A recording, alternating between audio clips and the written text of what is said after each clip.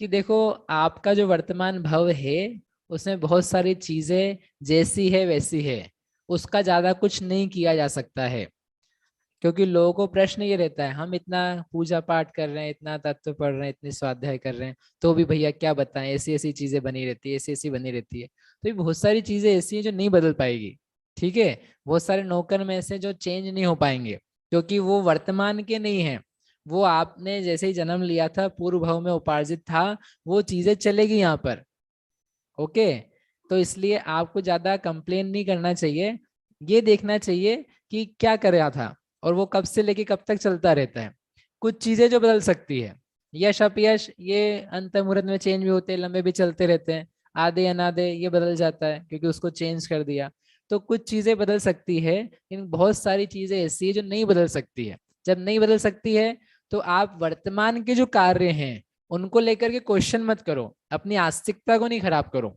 आस्तिकता इस बात की है कि वो पूर्वकृत है, और जो अभी किया जा रहा है वो पोस्ट बाद में फलीभूत होता है। तो आप जो कुछ अच्छे कार्य कर रहे हो वो भी फलीभूत होंगे।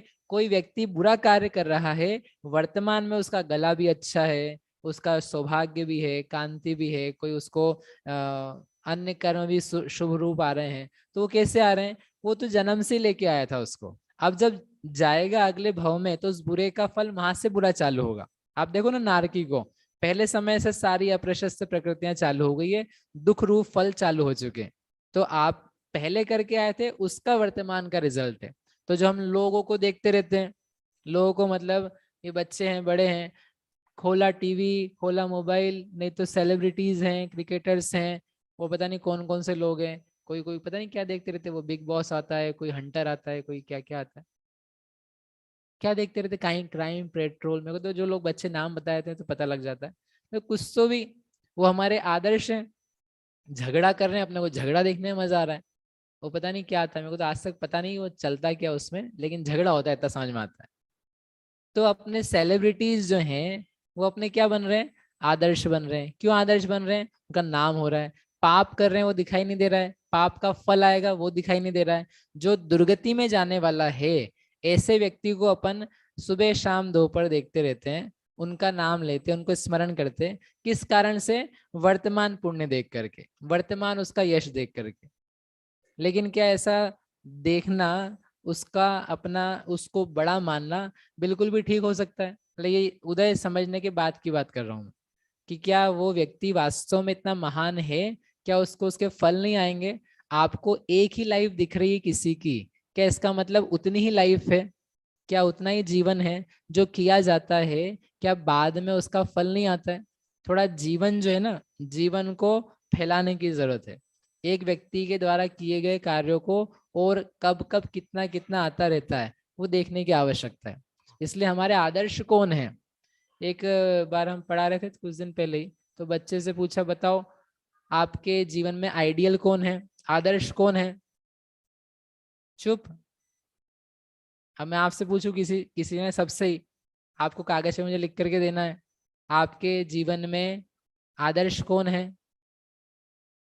क्यों भाई? अक्षत, समकित, रोहित, अमन, आपके जीवन में आदर्श कौन है? भैया महावीर भगवान।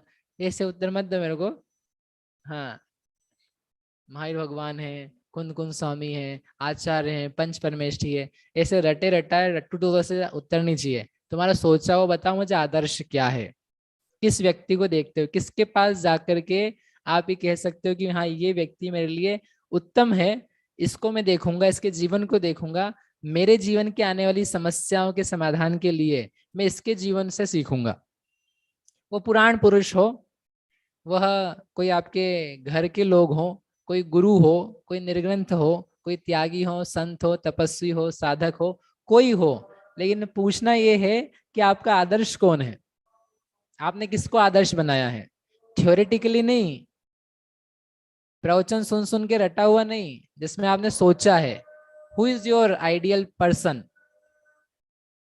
बताओ बताओ, मतलब आपको बताना नहीं है, मुझे बताना है बाद में कि मेरा आदर्श पुरुष मैंने खोजा है, मैंने ढूंढा है, मैंने मेहनत करी है। मैं ये उत्तर दे नहीं सकता हूँ आपको कि देखो आप एक काम करो, मुझे मान लो, आप उन व्यक्ति को मान लो, उन गुरुजी को मान लो, इन भगवान को मान लो।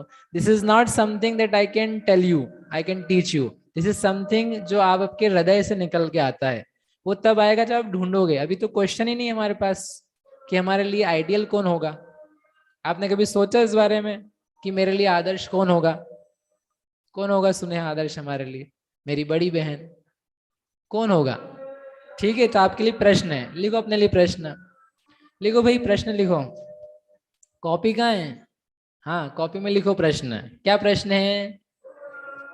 क्या प्रश्न है चेतन भैया? हमारे नहीं, अपने लिखो। हमारे आदर्श पुरुष तो पुस्तकें छप रही है। ठीक है, मेरे लिए इस जीवन में आदर्श कौन है? समझ में आया वेद अंकल? ये लिखना है, ऐसा नहीं बच्चों को बता रहा हूं मैं। अपने 60 निकल गए हो सकते हैं, लेकिन हो सकता है अपने को पता ही नहीं हो अभी तक कि अपन किसको आदर्श माने। हम पूजन करते हैं, पाठ करते हैं, वो एक अलग विषय है, लेकिन एक आइडियल व्यक्ति होता है, एक मॉडल पर्सन होता है। जैसे बच्चे क्रिकेट खेलते थे, बोले हमको कौन बनना है? कोहली बनना है, धोनी बनना है, और पता नहीं क्या क्या बनना है। आपको क्या बनना है? आप किसको देखोगे?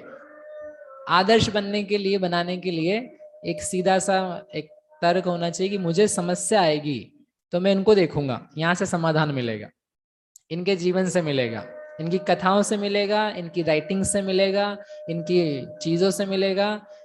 कुछ नहीं हो, इनको देख भर लें तो मिल जाएगा। इनको देख भी लिया ना, समझ में आया? पूर्वी देखने का मतलब, तो देख लोगे तो आपको समाधान मिल जाए। उसका नाम है आप सही आदर्श खोज पा रहे हो। पापियों को मत लिया ना हो। मैं जगत के आदर्शों की बात नहीं कर रहा हूँ कि भैया मुझे सीए बनना है, सीएस बनना है, तो उसके लिए ये व्यक्ति है, लॉरेन बफेट और पता नहीं कौन कौन। वहां की बात तो आप खुद ही ढूंढते फिरोगे। क्या करना है आपको? आपके जीवन का कौन आदर्श बन सकता है?